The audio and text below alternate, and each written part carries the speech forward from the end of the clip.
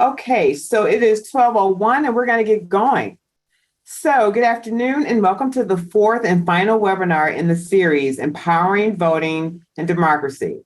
My name is Gina Gunn McClendon, and I serve as the Community Engagement Director at the Center for Social Development in the Brown School of Social Work. I direct the Voter Access and Engagement Initiative and co-direct the Financial Capability and Asset Building Initiative. Before we begin, I would be remiss if I didn't tell you a little bit about the Center for Social Development, also known as CSD. CSD is best known for implementing and testing applied social innovations that broaden the well-being of individuals, families, and communities. Dr. Michael Sheridan is the founder director of the center, which began over 25 years ago. CSD engages in 7 areas of impact: financial inclusion, race, inequality, and social mobility, social justice, child and youth well-being, environment and social development, thriving communities, and democracy and civic engagement. CSD's body of work on democracy and civic engagement, it began in 2017 with a concept note, which gave birth to the Voter Access and Engagement Initiative. In 2018, the initiative's researchers conducted an empirical study seeking to observe differences in the electoral process and how these differences have affected the participation of registered voters with intentional attention to race at 20 polling locations in the St. Louis area during the November 2018 and midterm election. Findings showed that those polls in communities with higher percentages of Black residents and lower income had fewer election judges, longer lines in the evening, and more interference with free passage of voters. For example, crowded doorways and electioneering. The full report can be found on the website, on CSC's website. We will be conducting a second research study using findings from the 2022 midterm election. The goal of VAE initiative is to develop a strategy for engaging the public about voting and voting barriers through its research, and the webinar series is a continuation of that strategy. Before I introduce our moderator, I want to ask people to put your questions in the chat, and they will be addressed during the Q&A period. So let's get going. So the ability of voters to exercise their right to vote in Missouri continues to be a challenge due to threats from suppressive voting laws. In fact, Missouri legislators passed and the governor signed into law on August 28th this year, one of the most suppressive voting laws in the state's history, HB 1878. And you'll hear more about that in a few minutes. So today's webinar, Voting in Missouri, Civic Education and Engagement, Local Voting and Community Action Impact, will feature insights from a national expert on Missouri voting laws and local Board of Election administrators who will offer information on how these laws will be operationalized in the upcoming election in St. Louis City and County. With that, I want to introduce our moderator who will introduce our speakers for today. Our moderator for today is Mr. Louis Damani Jones, who serves as the Voter Engagement Coordinator at the Gephardt Institute for Civic and Community Engagement at Washington University in St. Louis. He is a partner of the Gephardt Center, and he are both partners with CSD in our voting work. He previously served as as Engaged Democracy Fellow during his graduate studies at Washington University's St. Louis University Brown School. He holds a Master of Social Work from Washington University in St. Louis and a Bachelor of Social Work from Southern Illinois University, Edwardsville. Louis, I'm happy to hand the program over to you to moderate and introduce speakers for today. Thank you, Dr. McClendon. I'm just going to go ahead and introduce our panelists. So first, I'm going to introduce Denise Lieberman, who is a nationally recognized voting rights lawyer who has been on the front lines of voting debates in Missouri and around the country for 25 years. She serves as director and general counsel of the Missouri Voter Protection Coalition, a nonpartisan statewide network of voter advocates. Denise has testified in support of the Voting Rights Act before Congress and previously served as director of Power and Democracy for Advancement Project's national office in Washington, D.C., a racial justice organization where she brought lawsuits challenging discriminatory voting laws in states like Missouri, North Carolina, Louisiana, Wisconsin, Florida, and others. Denise also collaborates with Dr. McClendon as faculty director of the Voter Access and Engagement Initiative at Washington University in St. Louis, where she is an adjunct professor of law and political science. She has brought 2 lawsuits challenging several restrictions in Missouri's new voting law, which went into effect on August 28, 2022.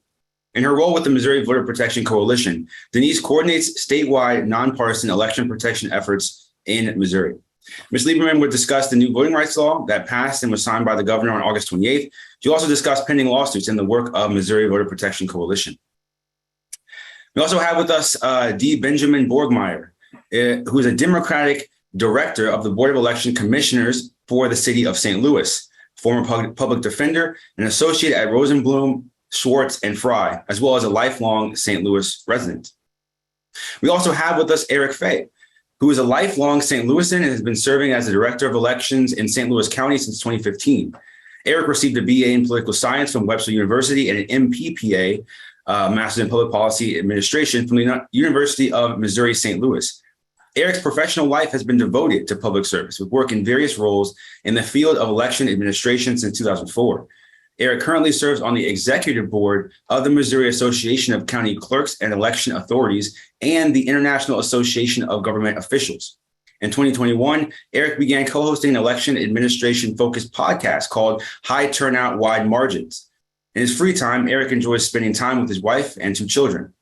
Eric also enjoys participating in international election observation missions and has volunteered for missions in 12 countries, including Ukraine, Sri Lanka, and Uzbekistan.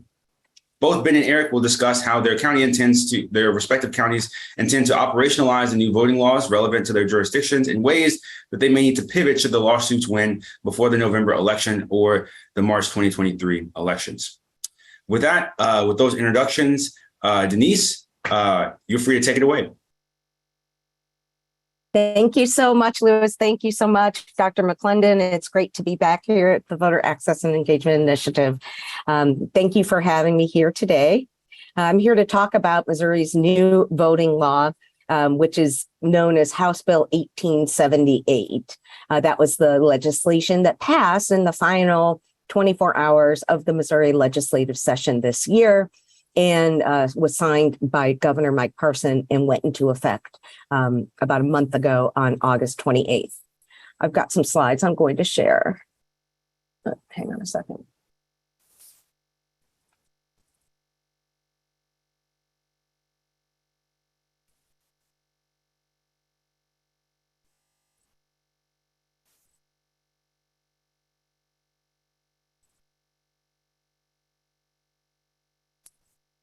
Hopefully everybody can see this okay. So I'm here today representing the Missouri Voter Protection Coalition, which is a nonpartisan statewide network of voter advocates who work to protect the right to vote, particularly by identifying and combating barriers to the ballot and working to expand accessibility of voting for all. So we do have a particular focus on the communities that tend to face the greatest barriers to the ballot and who tend to be disproportionately impacted by restrictive voting measures like those contained in House Bill 1878, including communities of color, low-wage workers, young voters, seniors, voters with disabilities, English plus communities, and sexual minorities. And we undertake our work through 4 core areas, including policy advocacy, tracking legislation in the Missouri General Assembly that impacts access to the ballot, through strategic litigation, such as the lawsuits we've brought challenging provisions of House Bill 1878, through voter education and engagement to ensure that voters have the tools they need to be able to effectively exercise their right to vote. That's going to be incredibly critical going into the final weeks before Election Day, because new voting changes are on the books. And finally, we coordinate the nonpartisan statewide election protection efforts in Missouri, which will also be critically important this year to ensure that voters have the tools and the assistance that they need if they are struggling to combat the new voting changes and navigate them on election day. And if you are interested in receiving action alerts from the Missouri Voter Protection Coalition, you can text MOVPC to 66866 or send us an email at info@movpc.org or sign up directly at bit.ly/protectmovoters. So we know elections are coming up and there are new rules on the books, and we're going to cover several of these new rules in greater detail today. While House Bill 1878 began as a 7-page voter ID bill, it expanded in the final weeks of the legislative session to a 56-page omnibus elections bill that contains literally dozens of provisions that impact how elections are conducted. They affect voters, they affect civic engagement groups, and they affect election administrators in how they carry out their duties. I'm showing you a photo from our Voting Rights Lobby Day, which was held in May, the very same day that House Bill 1878 was brought up on the floor of the Senate. And we were pleased to see so many advocates from across the state, including several of you on the line today at that event. Unfortunately, it did not stop the bill from passing. And so this new legislation contains many provisions. For example, it eliminates presidential preference primaries. It prohibits local election authorities from receiving outside funds. It allows the Secretary of State to audit the way that local election authorities are conducting list maintenance and order voters removed from the rolls. It authorizes private audits of elections. But what we're going to cover here today are several of them. And actually, I should go back before I jump into those and tell you a couple of things that are positive for Missouri voters in this law. One thing that you'll see at the polls that's different this year is the opportunity to cast a no excuse absentee ballot. Now, there's some limits on this. Missouri has one of the stricter absentee voting rules in the country. The vast majority of states allow any voter to vote absentee. But in Missouri, voters must provide one of 6 excuses in order to cast an absentee ballot. One change in this law is that for 2 weeks before Election Day, beginning on October 25th, Missouri voters will be able to cast an absentee ballot without providing a reason that they can't go to the polls on Election Day. However, this option is only available for people casting absentee ballots in person at the local election authority or at a satellite site designated by the local election authority. And it's only going to be available for voters who present a designated non-expired photo ID to vote. So it will not be available for people that need to get absentee ballots at home. Those rules will remain the same. In addition, another positive development of this law is the ability for voters who have moved from one election jurisdiction to another to update their address at the polls. Previously, voters who moved from one election jurisdiction to another had to re-register in that new election jurisdiction by the voter registration deadline. Now, as long as you are registered to vote in Missouri, if you move, you will be able to update that address at the polls. You'll be able to update your address on Election Day. But we're going to cover here in greater detail the provisions that are most likely to impact voters and their advocates. And these are the 3 on which we have brought lawsuits. There may be more in the future, depending on how things get carried out. But we've brought suit challenging 3 parts of this law: the voter registration restrictions, the absentee absentee ballot application restrictions, and the voter ID restrictions. So first, let's start with voter registration. This is what the statute actually looks like. And I show this on here to show you a little bit of the reason that people are confused about this provision. Because in part, the language is not entirely clear on what activity it regulates and how.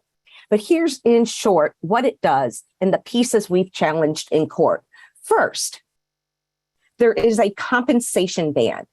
In other words, it provides that nobody can be paid or, quote, otherwise compensated for soliciting voter registration except for a government entity or somebody paid by a government entity. And it's unclear what it means to be paid or otherwise compensated, meaning that groups that may provide tokens of appreciation or reimbursements or even snacks for their volunteers may fall into the prohibitions of this provision.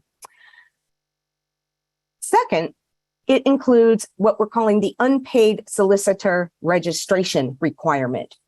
What this requires is that anybody who's doing voter registration, who's not with the election authority, not a registrar, who expects to solicit 10 or more voter registrations during an election cycle has to submit a form to the Secretary of State and register as a voter registration solicitor. And it is a Class 3 election offense to knowingly fail to register. This is what the form looks like, and it can be found on the Secretary of State's website at sos.mo.gov/elections. And while you can complete the information on this form online, like your name, your address, your phone number, and your email address, indicating the organization you're doing registration for is optional, this form does require your actual signature. And so you will need to find a way to print it out and sign it and date it, and then submit it to the Secretary of State's office. One thing we're suggesting is that you can take a photo of the signed document with your phone and you can upload that and email it to the Elections Division of the Secretary of State's office. You can fax it or you can submit it in the mail. And it's also okay for groups that may have volunteers to print stacks of blank solicitation forms, so that if you're having in-person meetings, people can complete it, sign it, and you can help get those back for them, and they'll be good to go for the remainder of the election cycle. And at that point, there is no limit on the number of registrations you can conduct, but you do need to complete that form.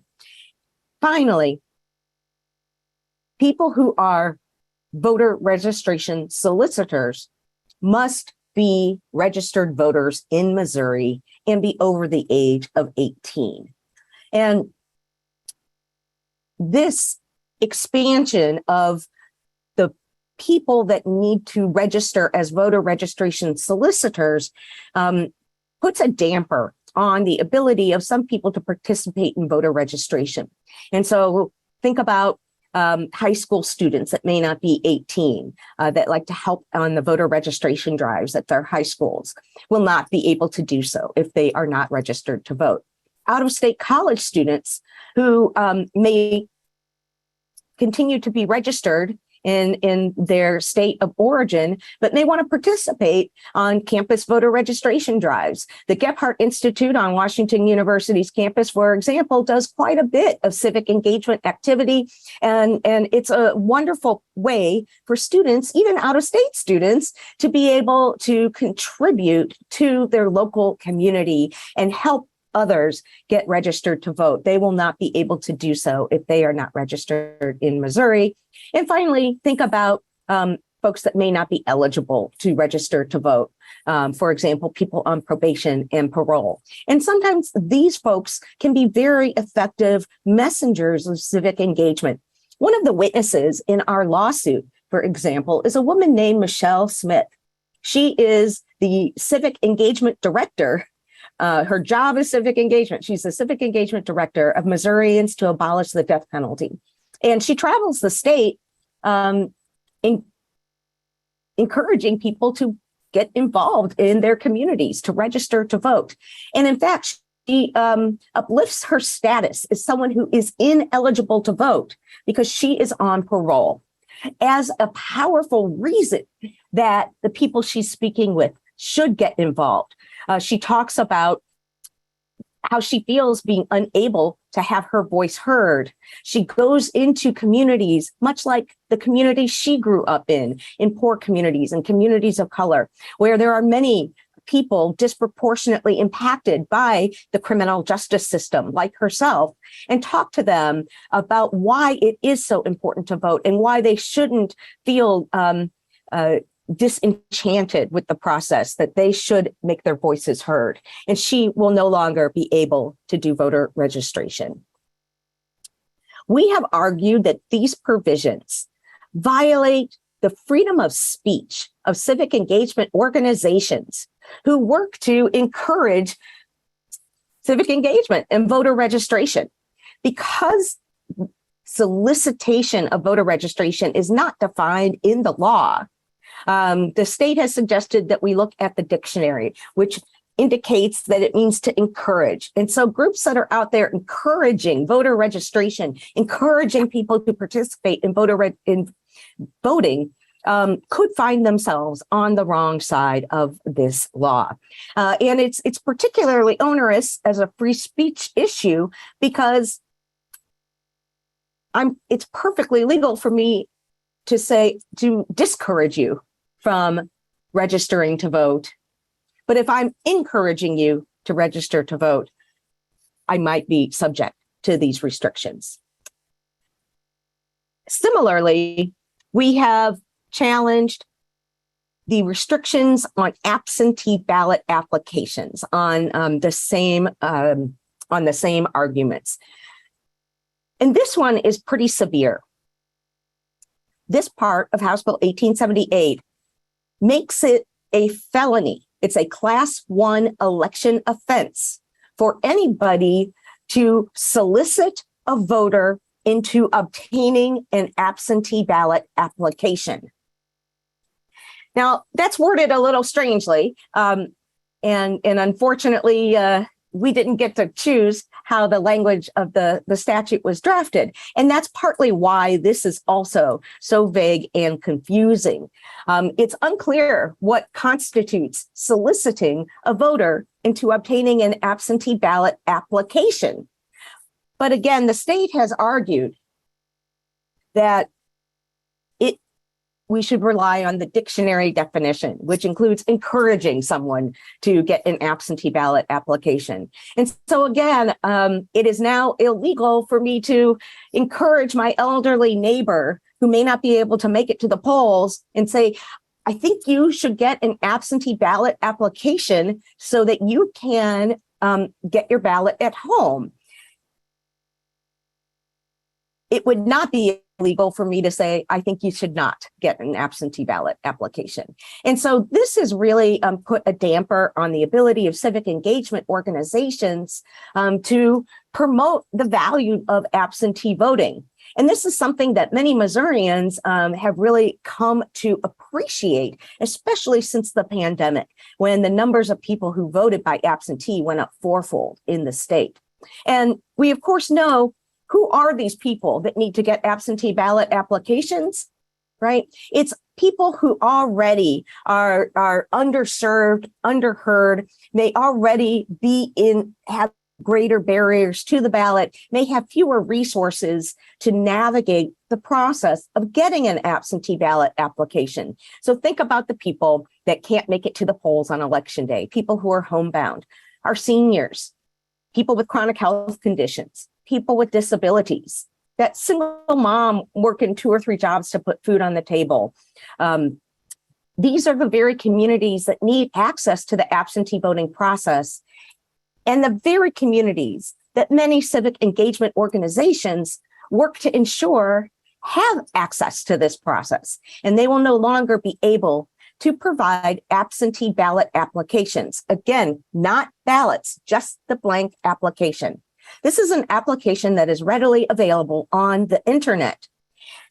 Our clients in this lawsuit, including the League of Women Voters and the Missouri State Conference of the NAACP, often share links for absentee ballot applications. The League of Women Voters included a link, a QR code on their postcards that linked directly to an absentee ballot application.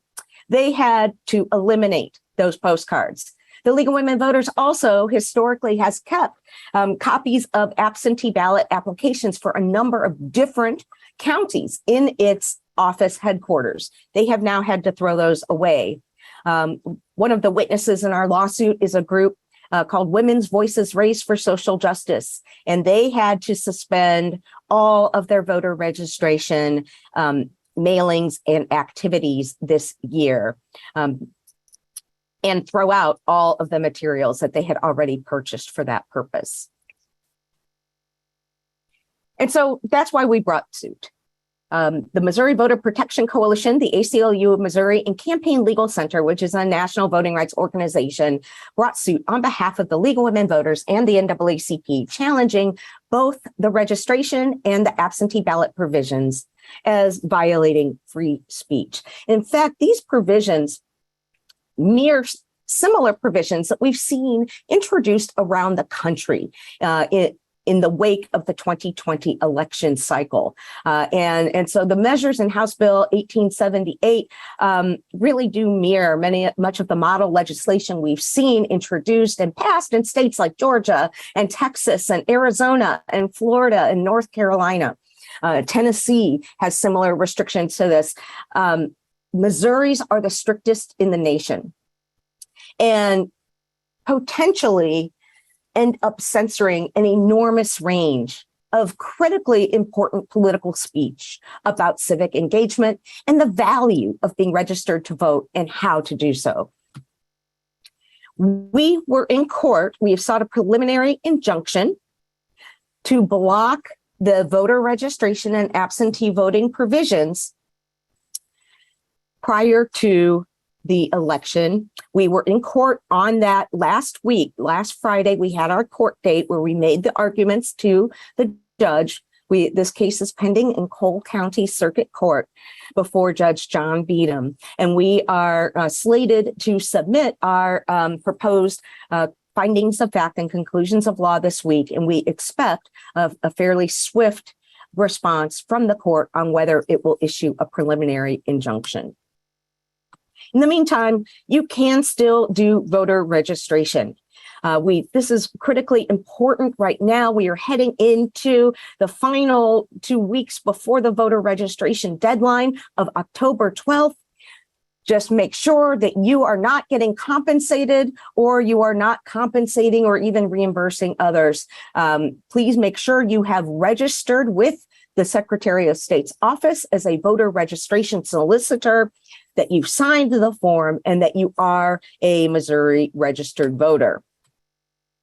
And finally, if you have, there are maybe options for you if you need help with absentee voting. For people who are confined due to illness or disability, they may qualify to get on the permanent absentee list.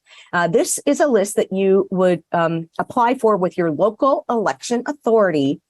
And if once you get on the list, you attest that you are incapacitated or confined due to illness or disability, but you do not need to provide medical documentation, but you do sign that document under oath. At that point, when you are on the list, you will automatically receive an absentee ballot application for every future election. Not the ballot itself, you still have to apply for it, but you'll get that application. Finally, the voter ID provisions. Oops. Many of you are aware that the state of Missouri has been attempting for more than 15 years to limit the forms of identification voters can show at the polls. Here in Missouri, Voters have had to provide identification at the polls for 20 years, since 2002. But they could show a range of forms of identification. Identification very similar to what is provided for in federal law, like the Help America Vote Act.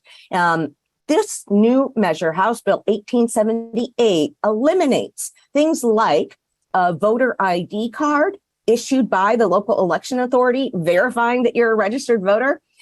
It eliminates a student ID from a college or university in Missouri, and it eliminates other government documents that have your name and current address, leaving and it eliminates expired IDs and out-of-state IDs, leaving a Missouri driver or non-driver license, a non-expired Missouri driver or non-driver license, a non-expired federal ID, such as a military ID card or a veteran's ID card, or a non-expired United States passport, or another type of identification issued by the state of Missouri or federal government that has a photo and that is not expired or only recently expired after the date of the most recent general election. If you do not have one of these forms of ID, you can cast a provisional ballot. It looks like, and that ballot gets placed in an envelope similar to what you see on the screen here, a blue envelope. Your vote will count if you return to your polling place with one of these ballot forms of photo ID by the end of election day, or if the local election authority is able to compare the signature on your provisional ballot envelope with the signature they have on file for you at the local election authority with your voter registration or other things you might have signed. If you previously, for example, voted absentee, they might have more than one signature. And if they determine it's a match, that ballot will count. There are many reasons why there might not be a match. People's signatures change over time.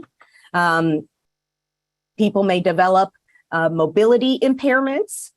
My mother, for example, registered to vote in 1952.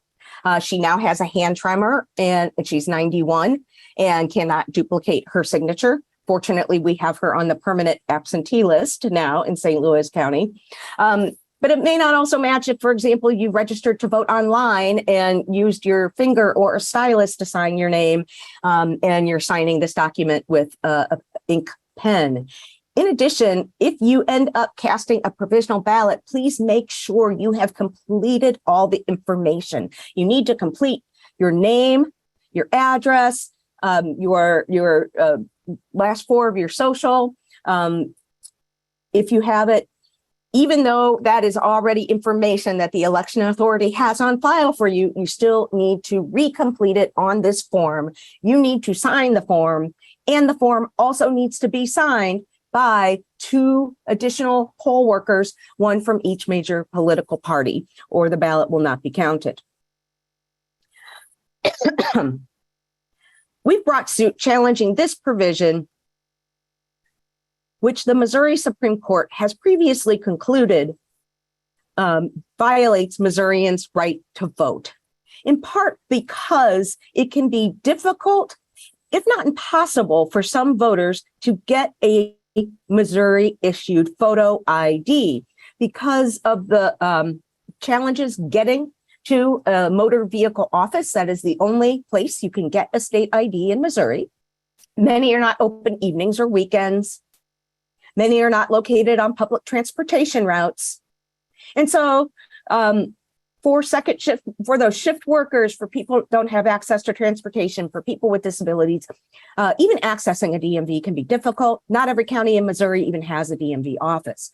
And then once inside, in order to get a state ID, if you do not have one, or if yours has been expired for more than a couple of years, you will need to provide proof of identity, proof of lawful status, proof of your social security number, like a social security card or tax form, and proof of your residency. For that proof of identity, that is typically done by presenting a certified birth certificate.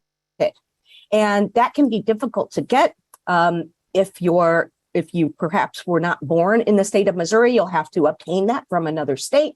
If your name has changed since birth, you will also need to provide legal documents documenting that name change, your marriage license, the divorce decree, the court-ordered name change.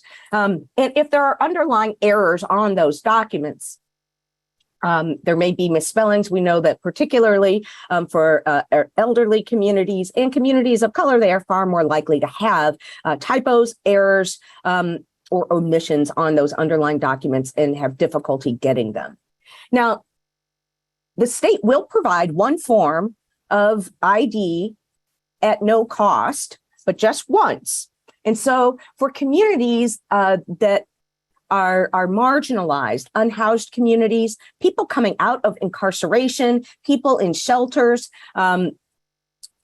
they are at much higher risk of losing their IDs or losing their underlying documents. If you have one, you can't get another one from the state without cost. And the ID they provide is a non-driver license. If you currently have a driver's license from another state, you will have to forfeit it to get even a non-driver ID in the state of Missouri.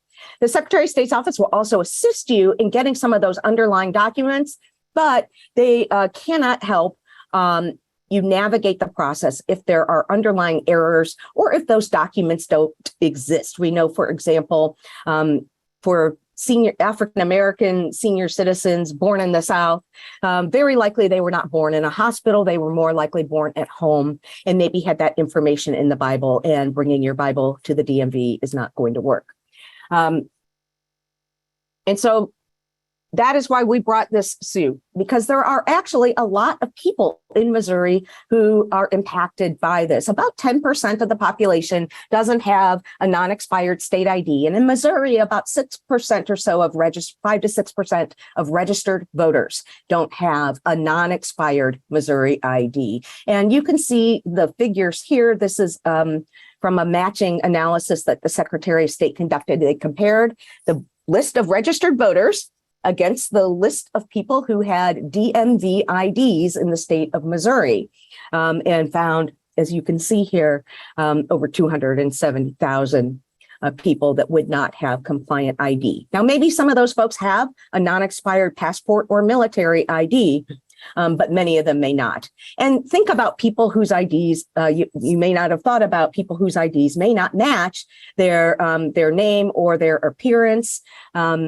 43% of transgender Americans who live in states with strict voter ID laws lack identity documents that correctly affirm their name or gender, right? And other disparately impacted groups include seniors whose IDs may be expired, people with disabilities who may not drive or have difficulty getting those underlying documents, low-wage workers who may have difficulty getting to the DMV during working hours, young voters who may move frequently or may not drive, college students who may have out-of-state IDs, may not drive on campus, and have used their student IDs, and others. And these barriers are precisely the reason that the Missouri Supreme Court has previously concluded that eliminating those other forms of ID would infringe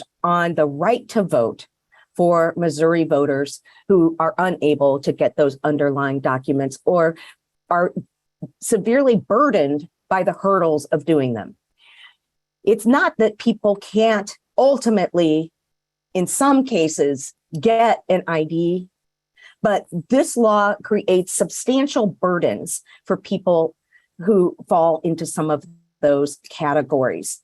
I'm working with a witness who has a birth certificate from New York. He is unhoused and he is in transitional housing currently in the city of St. Louis. And he's trying to get a birth certificate from New York where he was adopted. New York is one of 17 states that requires someone to provide a photo ID to get a copy of their birth certificate, which is necessary to get a photo ID here in Missouri. And he was not because he's in transitional housing, did not have other forms of secondary ID. One of the local ID access clinics has been working with this man for nearly a year to try and get his birth certificate from the state of New York. And finally, we were able to get social service agencies to provide a proof of residency. It still is going to be another 8 weeks before this man even gets his New York birth certificate so he can even start the process of getting an ID in Missouri. And that is the basis of this lawsuit that has been brought by the Missouri Voter Protection Coalition and the ACLU of Missouri on behalf of the NAACP and Legal Women Voters. We argued this case as well last week. We sought an expedited trial in this case to be able to have the matter ruled upon prior to this year's elections. And finally, this is a yes and. We have a significant public education campaign ahead of us. While we are challenging these measures in court, we know that it is critical. Anytime there are changes in election laws, that people know what they are and have the tools to navigate it. Our coalition partners are setting up ID clinics to help people get those underlying documents. And there are more trainings coming up. Sorry, this is an old one, but there will be more trainings across the state of Missouri coming up to help people who need assistance getting IDs get one. We are doing massive public education to ensure that voters know what these new rules are. This was the Dance the Vote Midterms Matter event over the weekend in St. Louis. And we are shoring up our election protection program.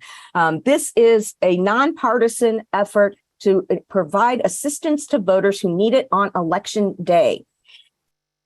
Any voter in Missouri who calls 866-OUR-VOTE will be connected immediately to an attorney right here in Missouri who can provide immediate assistance and try and help navigate help the voter navigate the process. We will also have monitors at polling places throughout the state.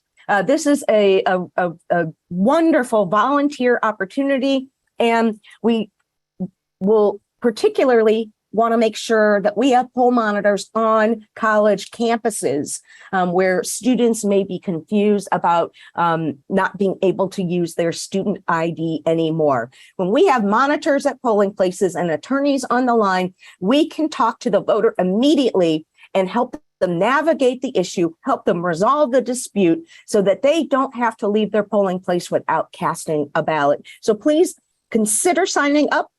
You can do so at protectthevote.net, and please help us spread the word that anybody experiencing problems can call the Nonpartisan Election Protection Hotline at 866-OUR-VOTE. Thank you so much.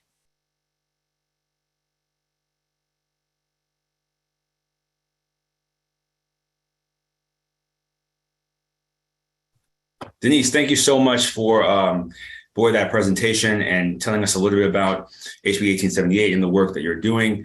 I just want to call Benjamin and Eric to the stage as our next panelists to answer a few questions and talk a little bit about how the respective Board of Elections are implementing and addressing HB 1878. So if Ben and Eric can go ahead and come to the stage. I think I'm here. Okay, great. Can I start my video?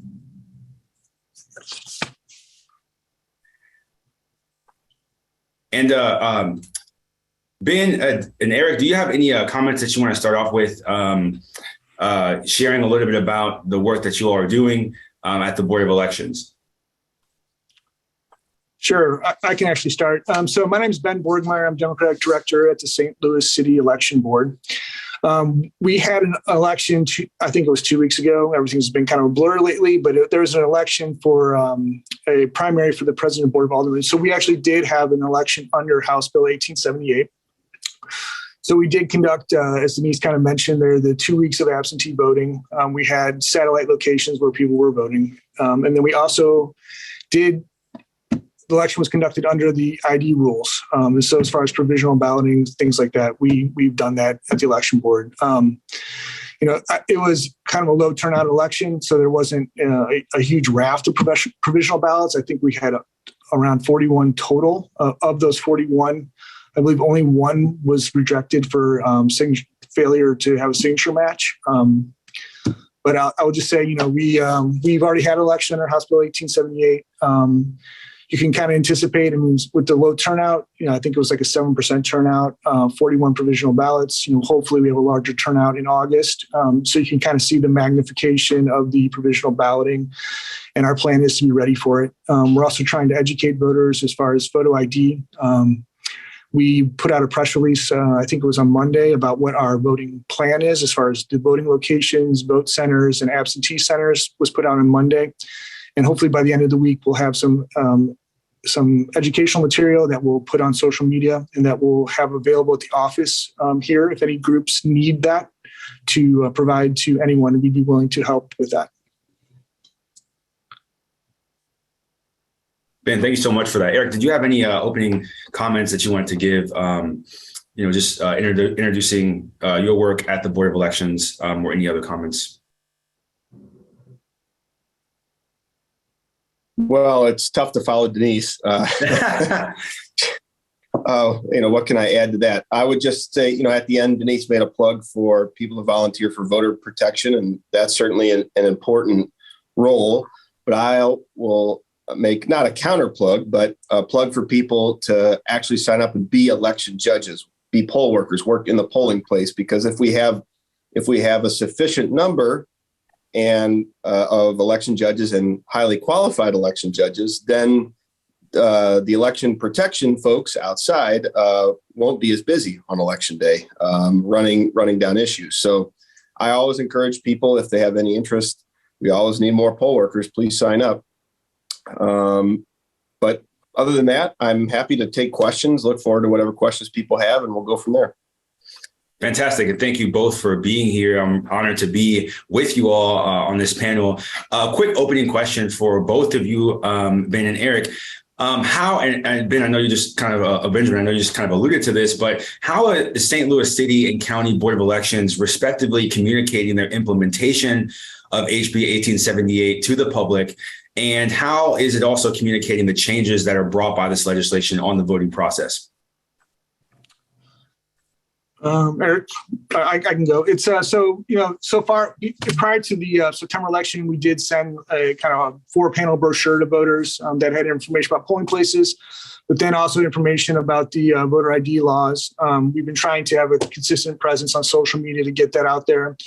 The plan is to, when we do our election notice cards for September, to have additional information about new requirements and kind of what's expected at polling places. And then two, just to kind of just keep the idea, we did announce our voting locations early, and the idea is just to kind of be frequently connecting with voters over this next month prior to the election. Yeah, so far from us in the county, we haven't been overly communicative with implementation because we don't know if the court's going to overturn the statute yet. But as we get closer to the election, we in St. Louis County, we send a sample ballot to every voter. Along with that, depending on the situation in the court, we'll communicate what the law requires. We'll also do, a fair amount of public outreach through the media. But I think, as Denise mentioned, 95% of voters have the ID that's required by this new law already. So this doesn't impact the vast majority of voters. And so we're trying to be a little more targeted in our outreach. And so we've already met with the folks at the Gephardt Institute at Wash U to talk to them about election day procedures, because the polling place on the Wash U campus is probably the thing we're worried most about in the upcoming election, because the majority of folks who vote there are from out of state, and they don't have Missouri IDs, and the college IDs don't work anymore. So, there's a possibility for a large amount of provisional ballots there, which could significantly slow down the voting process for everybody. So we're trying to plan ahead with those folks. So in instances like that, we're we're trying to plan, but overall, we're kind of in a wait and see approach with the lawsuits. Thank you for sharing that. And, personally, you plug the Gephardt Institute. A lot of my work is engaging with students, which represent an ever increasing number of registered and turned out voters in elections. And their particular situation carries its own unique challenges as it pertains to access, accurate information. For you both, what are the ways that election administrators are reaching out to this population? Or if maybe, it's not as robust, what are ways that you're thinking about reaching out in the future to ensure that this population has information and access to the polls? What was the population again? I'm sorry. College and university students. Oh, as Eric said, we I guess WashU is probably a client for them on this, but we talked to SLU. We're working on trying to communicate with them what's clearly needed from college students and just kind of going through the university staff to try to target those voters. Yeah, I mean, on many college campuses, there are, frankly, more robust voter education outreach efforts than in most of the rest of the population, from my experience. UMSL, Webster, WashU, to a certain extent at the community college, just within St. Louis County. We work on a regular basis with the voter engagement folks on all those campuses. As a matter of fact, we are meeting with some folks from UMSL next week to talk about that very thing, and have in the past as well. So, we try to work through the already existing framework on those campuses so as to not duplicate efforts. Yeah, thank you. And it was great to meet with you all, or just recently on a polling location at Gephardt or at Washington University. Eric, this is a question about St. Louis County specifically. Can you please explain what the Vote Anywhere technology, as it's called, is, and what that offers to St. Louis County voters? On the face of it, it's very self-explanatory. Just go to any polling place you want, and that'll work as long as you're registered in the county. If you're registered somewhere else, like in the city, you try to vote in the county, that won't work. But as long as you're registered in the county, you can vote at any polling place. And basically the technology that enables that to happen are electronic poll books. And in our case, we couple that with on-demand ballot printing. So every voter's ballot in St. Louis County is printed on demand when they arrive at the polling place to ensure that they get the correct ballot for their home precinct. So in a nutshell, that's what it is. Thank you. And Ben, this is a question for you. St. Louis City does not currently have this, as it's called, Vote Anywhere technology active. Is there a chance of this occurring soon? If so, when might it occur? And if not, why is it something that St. Louis City is not currently exploring? Okay. So it is definitely something we're currently exploring. We've had an RFP that's been out there for a while as far as trying to purchase a new voting system. We had started the process, and then what happened in St. Louis City is we got inundated with elections. So we just had, I think, 6 elections between April and this past September. So it's just been a crazy summer for us, and kind of impossible to try to swap out equipment during that. One thing we have done, though, is we've purchased some ballot on demand printing devices. So that September election we just had, we utilized 15 vote centers where at the vote center, any St. Louis voter could vote. So regardless of what the person's assigned precinct was, typically we did use Vote Anywhere technology. And we are going to use vote centers again in this coming November to try to make voting as accessible as possible for people. The reason why we can't do Vote Anywhere now, though, is because essentially our tabulators are so antiquated, they can't hold enough data to conduct it on a citywide basis. And we don't have enough tabulators to do it. So it is a project that we're working on. The idea isn't necessarily, Vote Anywhere, but the idea is to make voting as accessible as possible and to try to make sure that everyone has equal access to polling places. Thanks. And follow-up question. I know you said that you all just released kind of more information that people can find probably on the website.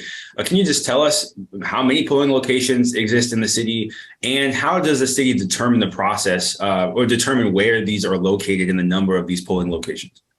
Okay.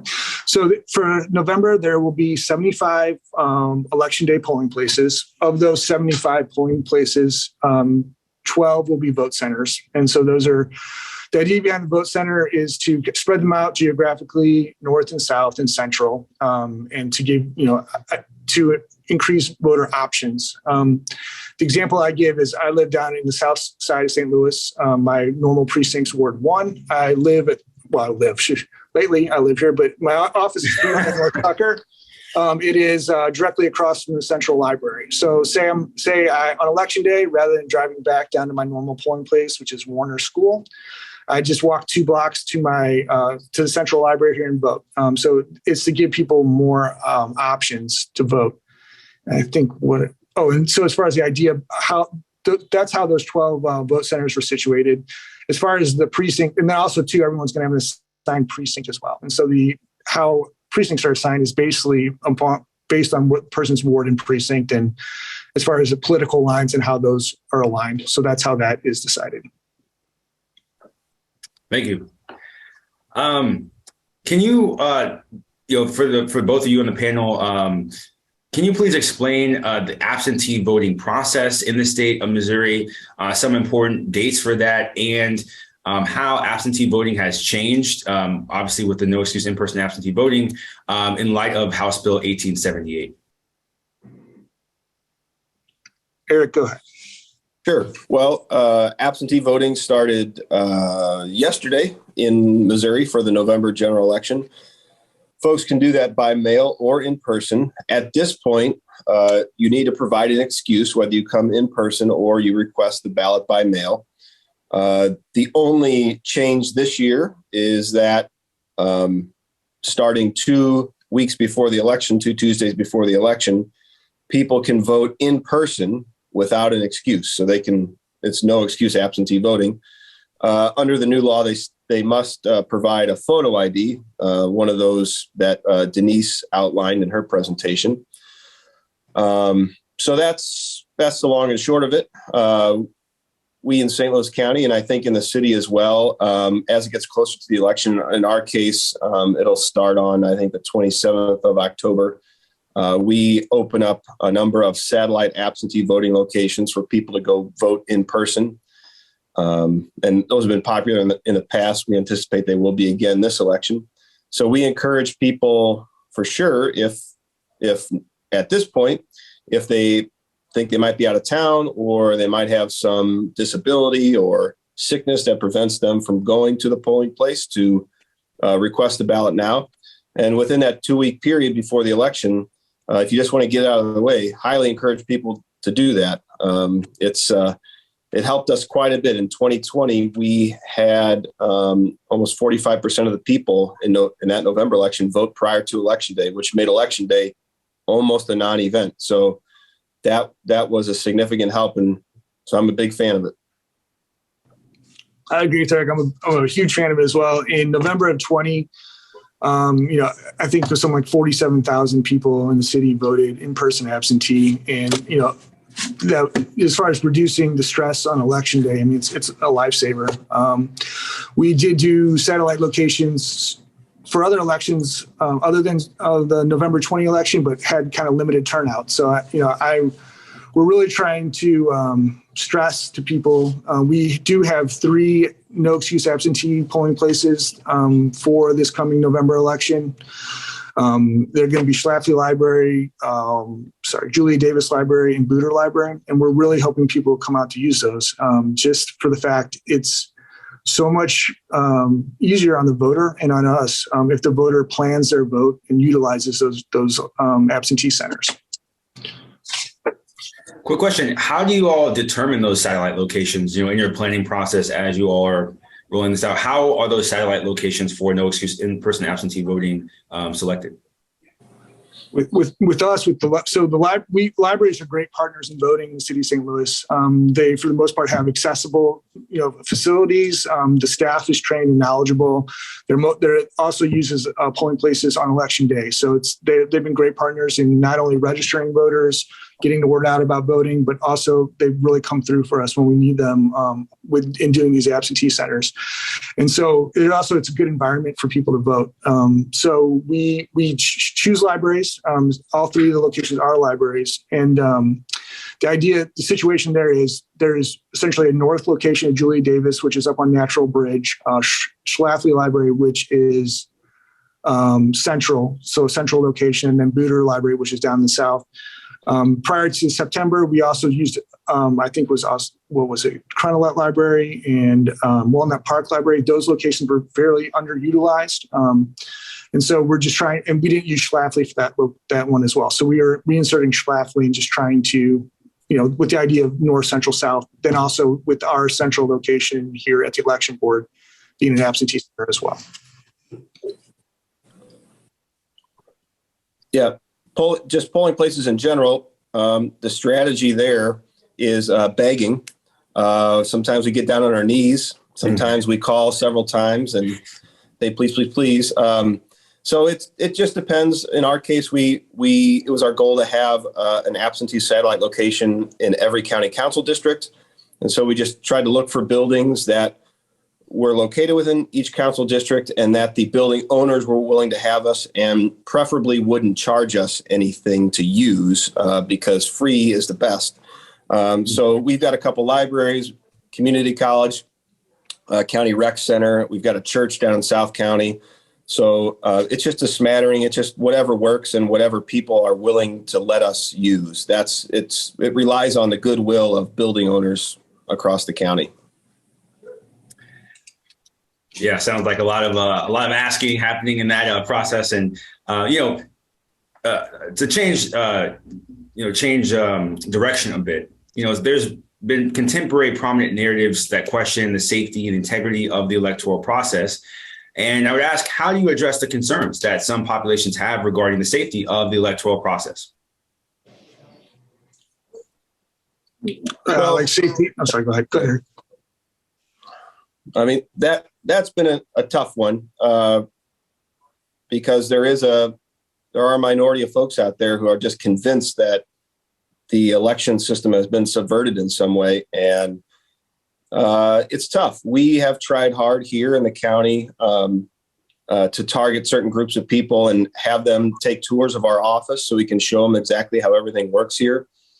We've had the central committee of each political party come and tour the office, in addition to a number of other groups and individuals.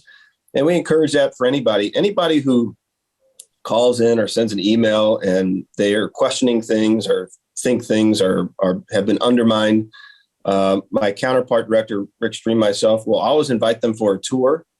And we also encourage them to work the polls. I mean, walk the walk, I guess, put your money where your mouth is, whatever you want to say. If you want to see if the election system is working or not, or if you yourself want to ensure that it's above board, get out on the front lines of democracy and work the polls. So, but there are some people that are frankly unreachable, and we just have to do the best we can to maintain a transparent and, professional operation. But it's a tough problem for our whole country right now. I would just stress some of the same things Eric was talking about, but then also too, like the bipartisan aspect of the election boards, and there's that principle runs throughout everything we do here, whether it's from the polls to how the ballots are tabulated. So just to stress to people, that's the nature of it. And then also too, it's like we've had after every election, there's certification processes where there's audits of certain precincts. There's internal safety measures in place to make sure that everything is done correctly. And so, like Eric said, it's sometimes the arguments are bottomless as far as trying to convince people. But I get the idea here is just to keep doing what we're doing with integrity and just demonstrate to people when we do it.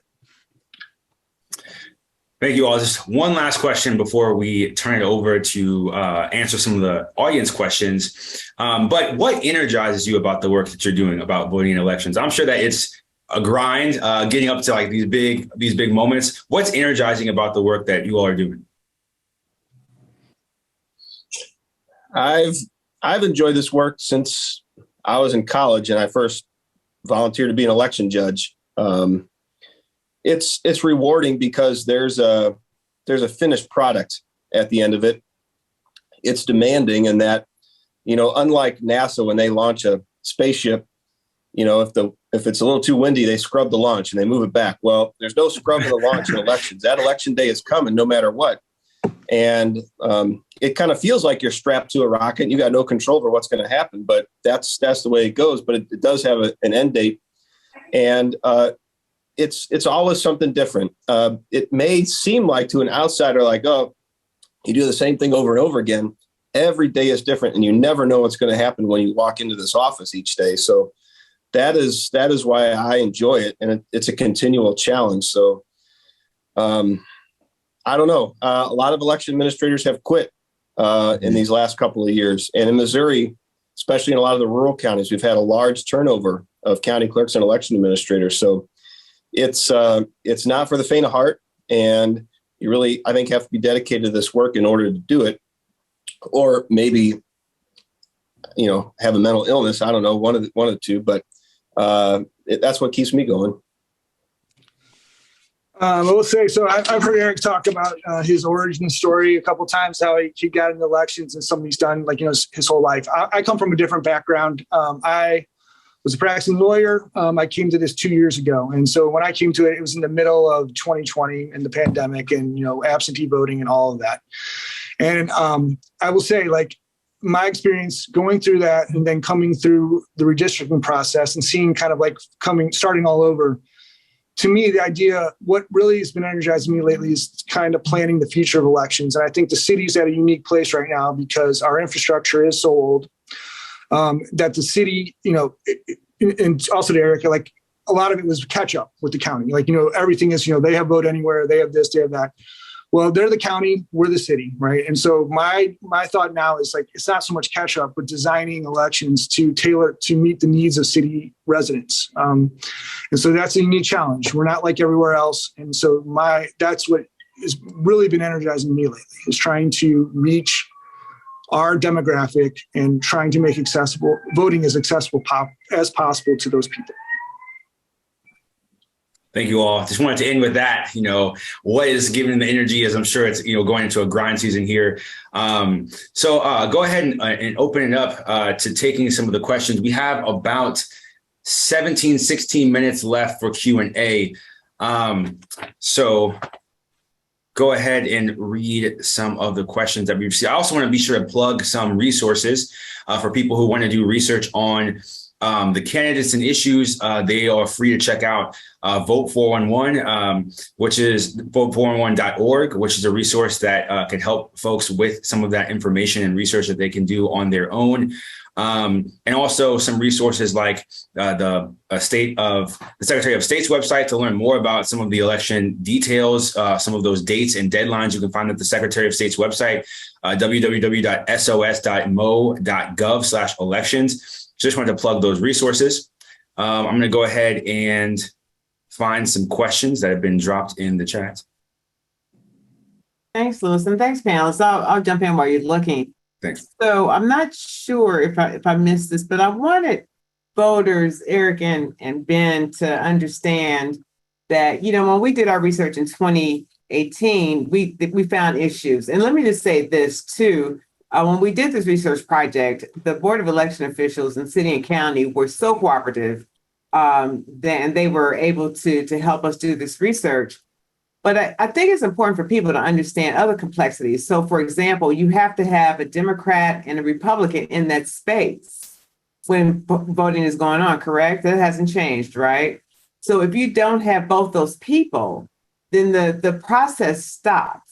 And so what I wanted to do is sort of encourage people to become poll workers, whether you're, Democrat, Republican, so that that you have enough people to make sure that the process doesn't stop, and also to encourage them to go to areas where we already know it's challenging to get people to become poll workers. For example, North City and in some situations, North County.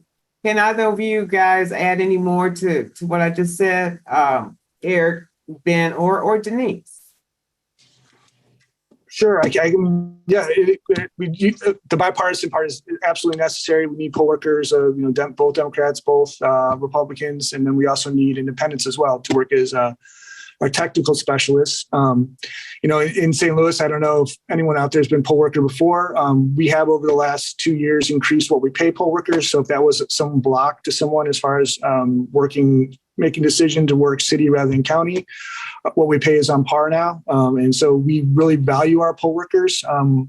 In the spring of 21, when vaccinations were an issue, we did make outreach to the health department. We're able to get poll workers vaccinated. So we just take a lot of pride in our poll workers, and we try to train them, make sure they do a good job. Okay. Eric, you have anything you want to add? Well, I think this is a particular challenge across the state of Missouri as people sort themselves out geographically more so than they did in the past. St. Louis City and St. Louis County are overwhelmingly Democratic, capital D Democratic, and there are not many Republicans left. And so you need, as Gina mentioned, half and half in each polling place. And out in the rural areas, overwhelmingly Republican, aren't many Democrats. Now, some of my friends in the rural areas might just make somebody a Democrat for a day, but generally we don't make a practice of that. So we are trying to recruit, especially Republicans from other parts of the county and other parts of the state to come work as election judges. And that was one, frankly, good thing that came out of 1878, that it allows election judges from other counties to work in other counties more easily. And that's a big deal for us because, yes, you may have like North County may be overwhelmingly Democratic, but if no Republicans are willing to go work there, then, like Gina said, the polling places can't open. So we need folks from both sides to help us out to staff those locations. I just want to address a question that was put in the chat that's very relevant to this. And that's a question coming from, sorry if I mispronounced this, Danny Adams. How does one actually go about becoming a poll worker? I think in both our cases, it's just a sign up on our website. Go to either of our websites and sign up, and you'll get a call from us. Correct. So I don't know, Louis, did you see the question from Greg that are you prepared? He's asking, are you prepared for the possibility that a ruling overturning photo ID could eliminate no excuse absentee voting? I think that may be a question for Denise. I don't know if you want to respond first, and we'll see if Eric and Ben want to jump in. Sure, thank you. And that's a very good point. The 2 weeks of no excuse absentee voting that I mentioned at the beginning of my presentation is tied to the photo ID requirement. And so what that means is that if the photo ID requirement is struck down, that will go away as well. And while that's unfortunate, because Missouri is long overdue for no excuse absentee voting, we believe that it should apply to all voters, not just voters in the final 2 weeks of absentee voting, and not just those who have a photo ID. And hopefully we can continue to work with lawmakers to provide for no excuse absentee voting in the future. But yes, that will go away if the photo ID is struck down. Okay. So one of the things I have realized doing this work with VAE is that I'll run across people who, talk about voting, I'll talk about this work, and who will say to me, where do I get started? How do I get involved? So Denise proposed, different ways in which people can get involved, but I wondered if anybody wants to talk about any other organizations that they know of that are looking for volunteers to sort of help them do nonpartisan related activities. Well, I'll start first and give a quick plug for the Missouri Voter Protection Coalition, because all of the groups are there, and we have about 60 affiliated organizations that are affiliated with the Missouri Voter Protection Coalition. It is nonpartisan, and it includes a really wide range of groups and organizations that also do voting work. Everything from groups like the League of Women Voters, who you might expect, but we also have student groups participate. We have senior citizen organizations participate. We have organizations that work with people with disabilities. We have civil rights organizers. We have environmental justice folks. We have folks that really are across the board and work with many, many different members of the community and from all across the state. And that's really exciting. And it allows us to collaborate together on voting rights goals and initiatives, ensure that everybody has access to the information they need, and we get to uplift and support one another. And that's a really exciting thing to do. What we strive to uplift, post, and share any events that our partner organizations are holding, events like this, and help allow and give those organizations a voice to be able to share that information with others who also care about voting. Okay. And so then there's also an organization that gives people rides to the polls, Denise, RPI? Yeah, so one of our coalition partners, and actually has been a plaintiff in several of our lawsuits, is the A. Philip Randolph Institute. That's a racial justice organization. And they in the city of St. Louis, A. Philip Randolph Institute does provide rides to the polls. They don't do that in Kansas City. Another organization provides rides to the polls in Kansas City. So not every election jurisdiction has a group that provides rides to the polls, but increasingly this year, there are more organizations doing so, especially organizations that support voters with disabilities. Okay. Louis, did you see any other questions in the chat? I see a couple. I see one from that Denise wanted everybody to know about. Can you speak to how voters who moved on can update their address on election day? Has that been answered? I don't think so. And that's a new part of the law, which is a proactive reform, because one of the most common complaints that we get on the 866 Our Vote election protection hotline is that voter who moves and didn't know they had to re-register in a different county by the voter registration deadline. And because they weren't registered, they were out of luck and couldn't vote. So this will allow people to update their voter registrations at the polls if they are already registered to vote in Missouri. Okay. Thanks, Denise. So I was wanting the election directors, though, to speak to how that would work if somebody did move, since the voter wouldn't be on the voter rolls. Yeah, Denise is right, but there's a very important caveat to that there's no longer a deadline to change your address as long as you're registered in the state of Missouri. So if you're registered in St. Charles County and you move to St. Louis County, you can update your address up to and including election day. But if you're new to Missouri, there's still a 4 Wednesday before the election deadline to register to vote. So that still exists for any new registered voters. That being said, we still really encourage people to update their address prior to election day, because if you are, let's say, a St. Louis City voter, and you've moved to the county and then you show up at some St. Louis County polling place on election day, this new law says if you want to change your address between counties on election day, you can only do it at the election board office. You can't do it at a polling place. If you move within the same jurisdiction, you can do it at a polling place, but not between jurisdictions. So there's no longer a deadline, which is really great. And that will enfranchise probably thousands of Missourians this year, especially in the metro areas.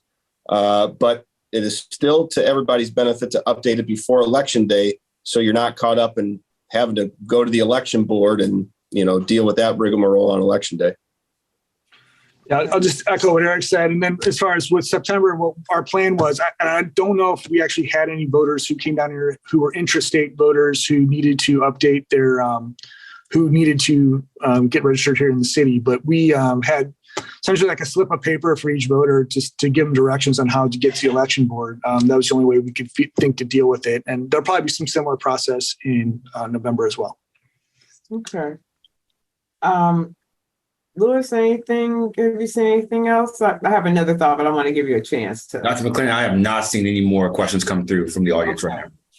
So what I wanted to say is, doing this work, another observation is when I'm talking to people, because, what I've learned is that we have low voter turnout, and you've heard both Ben and Eric, talk about low voter turnout on election day. But so when I talk to people about that, the first thing they say to me is, I don't know who to vote for. I mean, I've been a volunteer with election protection standing out there. People are coming up to me and saying, who should I vote for? And I'm like, I can't tell you who to vote for. And you have to figure that out for yourself. Well, at that point is kind of, I've actually showed them, how to go on their cell phone and look, and see who the candidates are, things like that before they go in. And I'm sure that's fine. I'm not telling them who to vote for. But I wanted to talk about a minute about how important it is to be educated on the issues and who the candidates are. And to avoid going in, whether you're voting absentee or whether on election day, to do that. And so then the question becomes, well, where do I find this information out? And so Ben and Eric, I know that both your websites will create a sample ballot, based on your address. Then the League of Women Voters has a voter guide that comes out closer to election time. Are there other resources that I'm missing that where people can get information about the issues and who's running for office? I will say, so Eric talked earlier about the sample ballot that the county's been doing for a while now on their election notice cards. And so every voter, Eric, I was going to speak better to it, but when every voter in the county gets their ENC, which gives them notification of polling places and election day, it includes also the sample ballot in there, which is, I think that when a voter opens that up and sees the races on the ballot, it should give the voter an idea to do research or figure out what they need to know as far as election day. So that's something we're going to try in the city as well. If anyone has if anyone asks us about, say, like a nonpartisan issue, or like if they want to know what the the actual ballot, the ordinance or the legislation that the ballot language represents, we point them to that, and I think we do include that information on our website as well. And another very common question we get from voters who are in here voting or when they get their sample ballot are about the judges that are always up for retention. Because most people are lucky enough never to have to darken the doorway of a courthouse, so they don't know who the judges are necessarily. So we try to direct people. The Missouri Bar Association does some review of all the judicial retention candidates, and they actually make a recommendation. So that's really the only resource we know of in that regard. And so we try to direct people to that. So, but even people who are normally very well-educated voters and know how they're going to vote for candidates and issues kind of get stumped on the judges. So that's the one resource I know of. Mm-hmm. And that just brings another question. Denise, how are judges elected? I mean, some are appointed, some are voted on. Can you kind of explain that? Yeah, without getting sort of too deep in the weeds, we have a nonpartisan court plan in Missouri, and it's actually something to be proud of. Not all states have a nonpartisan process for appointing judges, and the appointments are done, by the governor. First, I mean, I'm talking about state courts, of course, because federal courts appointments are made by the president. But so I'm talking about state courts in Missouri. And there is a nonpartisan or a bipartisan commission that reviews potential judicial candidates and submits recommendations to the governor, who ultimately makes the appointment. But then once people are appointed to be a judge, then they have to they have to get retained once they're already on the job. So the vetting process is done by a nonpartisan commission, but once they're on the bench, voters every several years have to vote to keep them on the bench. Okay, well, thank you. That's great information. Dr. McClendon, we have one last question. Do we have time for that question? Yeah, because I think it's a easy response, a quick response. Are you talking about the education question? Yep. So Greg Palermo has asked, and not specified who, so you all are free to respond. Have you seen enough education and outreach from the Secretary of State's office about the new law, House Bill 1878? No. I'll say so. I mean, Sorry, go ahead, Denise.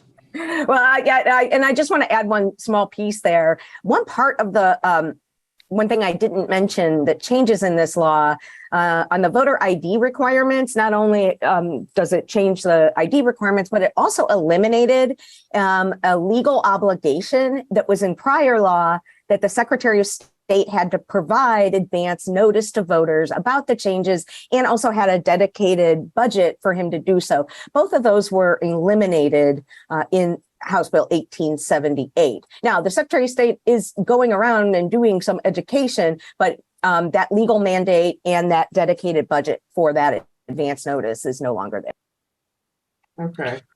I'll just say in the run up to the September election, the Secretary of State, was helpful in answering questions and, particularly the elections division as far as trying to figure out implementation, as was Eric and all the other regional election authorities. So as far as collaboration, trying to figure out how we do it, I will say whether it's Secretary of State or the other election authorities in the state, there is a pretty good network of people trying to make sure things are done right. So.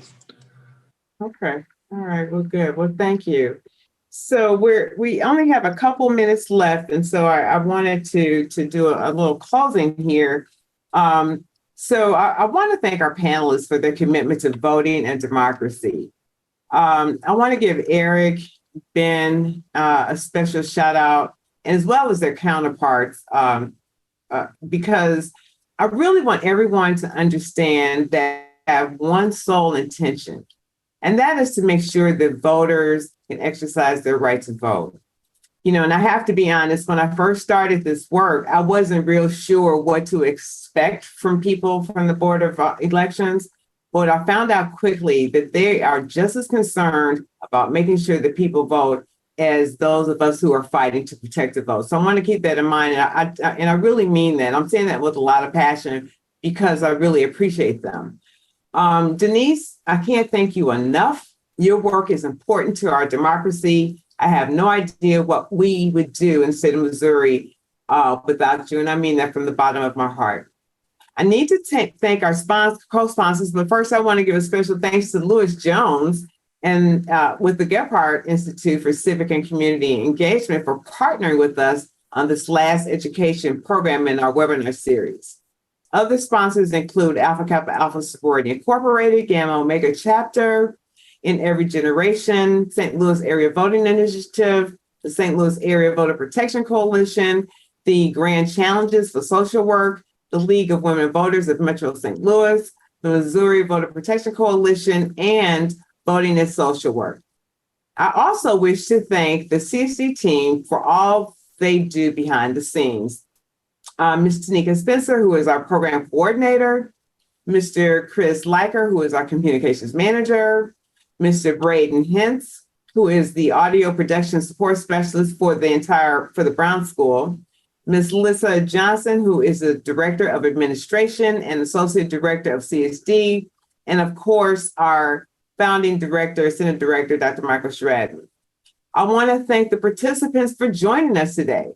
As you've heard, we are faced with access and participation issues as we deal with voter suppression. Our panelists can't do all the work. We all have a role to play to ensure that, in the words of the late John Payton, democracy thrives when it's practiced and not prevented. With that said, we all have much work to do. There is a place for you to participate. Finally, this webinar recording will be posted on YouTube, and the link will be on the CSD website in a few days. And so this concludes our session, and thanks again for joining us. We really, really appreciate you.